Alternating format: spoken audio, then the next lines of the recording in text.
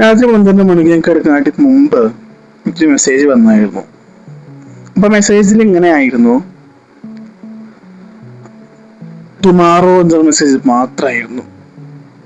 Okay, അപ്പൊ ടുമാറോയോ ഞാൻ കണ്ടപ്പോ എന്താ ടുമാറോ എന്ന മെസ്സേജ് മാത്രം വിചാരിച്ചു. അപ്പോൾ നമ്പർ എനിക്ക് പരിചയ നമ്പർ അല്ല, പക്ഷെ നമ്പറിൽ വാട്സാപ്പിൽ നോക്കുകയാണെങ്കിൽ പേര് ഉണ്ടാവുമല്ലോ, പേരും ഉണ്ടായിരുന്നില്ല എന്നുള്ളതാണ്. ഓക്കെ, ചെറിയ സ്മൈൽ സിനിമ മാത്രമേ ഉണ്ടായിരുന്നുള്ളൂ. അങ്ങനെ പിറ്റേ ദിവസം മുതൽ എല്ലാ ദിവസവും ആ ഒരു നമ്പറിൽ നിന്ന് ആ ഒരു വാക്ക് മാത്രം, ടുമാറോ എന്നുള്ള വാക്ക് മാത്രമായിരുന്നു. ഓക്കെ, അപ്പൊ ആദ്യ ദിവസം ഞാൻ കാര്യമാക്കിയെടുത്തില്ല. പക്ഷെ തുടർന്ന് തന്നെ വന്നപ്പോൾ സത്യം പറഞ്ഞാല് ഞാൻ റിപ്ലൈ ചെയ്തു ടുമാറോ എന്താന്നുള്ളത്. പക്ഷെ റിപ്ലൈ ഉണ്ടായിരുന്നില്ല എന്നുള്ളതാണ്. വീണ്ടും ടുമാറോ എന്നുള്ളത്.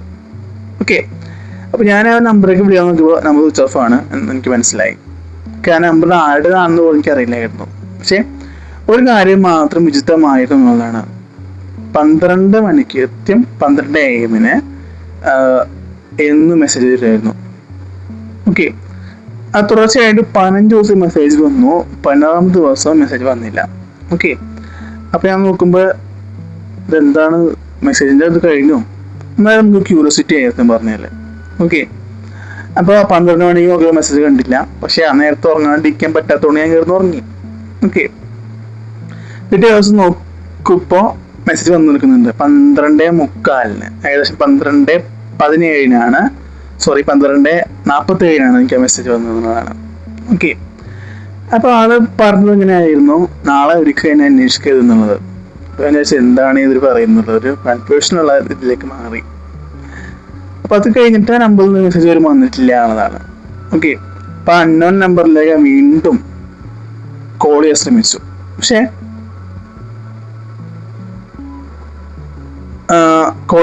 കോള് കിട്ടിയില്ല. പക്ഷെ എനിക്ക് കുറച്ച് കഴിഞ്ഞപ്പോൾ ആ നമ്പറിൽ നിന്ന് കോള് തിരിച്ചു വന്നതാണ്. അപ്പൊ ഞാൻ കോൾ അറ്റൻഡ് ചെയ്തു. അപ്പൊ അവിടെ ഇങ്ങനെയാണ് ചോദിച്ചത്, ഇന്നലെ രാത്രി വന്ന മെസ്സേജ് കണ്ടു എന്നുള്ളത്. ഞാൻ പറഞ്ഞു അതെ, നിങ്ങൾ ആരാണെന്ന് ചോദിച്ചു. അപ്പോൾ മൊത്തം നിശബ്ദത മാത്രമായിരുന്നു അപ്പുറത്ത്, വേറെ ഒന്നും എന്നോടൊന്നും പറഞ്ഞില്ല.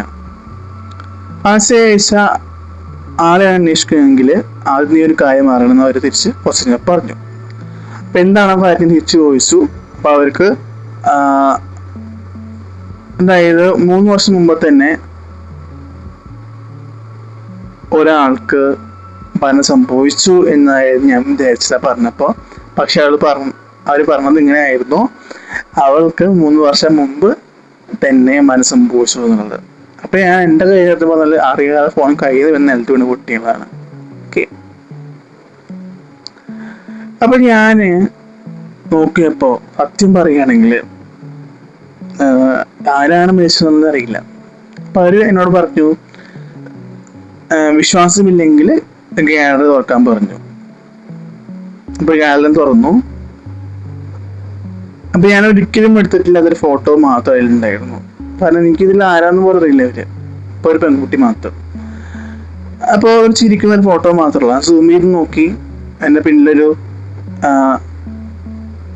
മതിലുണ്ട്. ആ മതിലിന്റെ തൊട്ട് സൈഡിലായിട്ട് ആരൊരാൾ കലണ്ടറും തൂക്കിയിട്ടിട്ടുണ്ട്. ഇപ്പൊ ഒരു ഡേറ്റ് എന്നുള്ളത് സ്ഥലത്ത് ടുമാറോ ഒന്ന് മാത്രമായിരുന്നു. അപ്പൊ ഞാൻ ആകെ ഭയന്നു പോയി, എന്താണ് ഡേറ്റ് ടുമാറോ, ഇതാരാണ്, ഒരു ഭയം എൻ്റെ മനസ്സിൽ അങ്ങനെ വരാൻ തുടങ്ങി. അപ്പോൾ ആ ഫോണിൽ ആ നമ്പറിൽ നിന്ന് മെസ്സേജ് വരാൻ തുടങ്ങി എന്നതാണ് എനിക്ക് അത് നമ്പറിൽ നിന്ന്.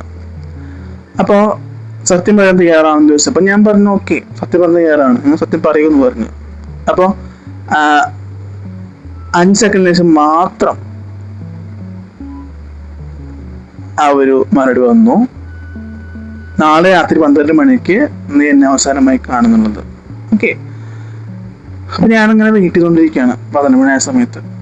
അപ്പോൾ ആ നിമിഷം കാത്തിരുന്നപ്പോൾ 10 നമ്പറിന് ഞാൻ ഒറ്റയ്ക്കും മുറിലായിരുന്നു. ഫോണിന്റെ സ്ക്രീനിൽ 12 മണി മെസ്സേജ് വന്നു, പിന്നിലേക്ക് നോക്കരുത്, അവൻ്റെ ഹൃദയം വേഗം പിടിച്ചു. പതുക്കെ ഫോൺ സ്ക്രീനിന്റെ റിഫ്ലക്ഷൻ നോക്കി, അവന്റെ പിന്നിൽ ഒരു പെൺകുട്ടി നിൽക്കുന്നു. അവൻ തിരിഞ്ഞു നോക്കിയില്ല. ഫോണിന്റെ അടുത്ത് മെസ്സേജ് വന്നു, നീ എന്നെ പറഞ്ഞിട്ടില്ല, നീ പറഞ്ഞ നമ്മുടെ അവസാന ദിവസം മാത്രമാണെന്ന് പറഞ്ഞു. അപ്പോഴാണ് സത്യം പറഞ്ഞാൽ എൻ്റെ കണ്ണുകൾ അടച്ചിട്ട് മുമ്പത്തെ ഒരു ഓർമ്മ നോക്കിയതാണ്. ഓക്കെ, ഒരു അപകടം, ഒരു ആശുപത്രി, ഒരു പെൺകുട്ടി, ഇത് മാത്രമേ എടുത്തു. അപ്പോൾ എൻ്റെ അവസാന വാക്കുകൾ ഇങ്ങനെയായിരുന്നു, നാളെ കാണാമെന്നുള്ളത്. പക്ഷെ നാളെ എന്ന സംഭവം ഒരിക്കലും വന്നില്ല എന്നുള്ളതാണ്. അപ്പോൾ ഞാൻ കരഞ്ഞുകൊണ്ട് ഫോൺ താഴെ വെച്ചു. പക്ഷെ അവസാന മെസ്സേജ് വന്നു, നീ അന്വേഷിക്കേണ്ട, സന്തോഷത്തോടെ ജീവിക്കുന്നതിന് ആണ് എനിക്ക് വേണ്ടതെന്ന് പറഞ്ഞു. അങ്ങനെ ഞാൻ പതുക്കെ തിരിഞ്ഞു നോക്കി, മുറിൽ ആരുമില്ല, ഫോൺ സ്ക്രീനിലും ആ നമ്പറില്ല. പക്ഷെ ഗ്യാസ് തുറന്നപ്പോൾ പെൺകുട്ടിയുടെ ഫോട്ടോയുടെ താഴെ പുതിയൊരു ലൈൻ ഉണ്ടായിരുന്നു, അന്ന് മുതൽ നിന്റെ ജീവിതത്തിലെ ഓരോ നാളും എനിക്ക് വേണ്ടി ജീവിക്കണം എന്നുള്ളത്.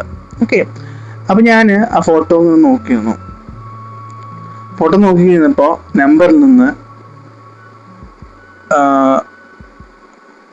ഒരു മെസ്സേജ് പോലും വന്നിട്ടില്ല ഫോട്ടോ നോക്കുന്ന സമയത്തൊന്നും. ഓക്കെ, പക്ഷെ ഓരോ വർഷം കഴിയുമ്പോഴും അവസാനമായി കണ്ട ദിവസം കൃത്യം 12 മണിക്ക് ഫോണിൽ ഒരേ നോട്ടിഫിക്കേഷൻ വരും, നാളെ നാളെ എന്നുള്ളത്. ഞാനത് ഒരിക്കലും ഓർക്കാറില്ല, കാരണം ഒരു പേടി പോലെയായി കാര്യം എന്നുള്ളത്. ഓക്കെ, അപ്പോൾ ചില ഓർമ്മകൾ അങ്ങനെയാണ്, മറുപടി ഒന്നും പറയാനുണ്ടാവില്ല, ഭയന്ന് കഴിഞ്ഞാൽ എങ്ങനെയാണെന്ന് എനിക്ക് മനസ്സിലായി. അങ്ങനെ ആ കഥ അവസാനിച്ചു. പക്ഷേ വീണ്ടും മെസ്സേജ് വരുമോ എന്നുള്ളത് എനിക്കറിയില്ല. വന്നാൽ എനിക്ക് ഏറ്റവും കൂടുതൽ ഭയമുള്ള ഒരു കാര്യമായിട്ട് അത് വീണ്ടും വീണ്ടും മാറുന്നുള്ള കാര്യം സംശയവുമില്ല. Thank you.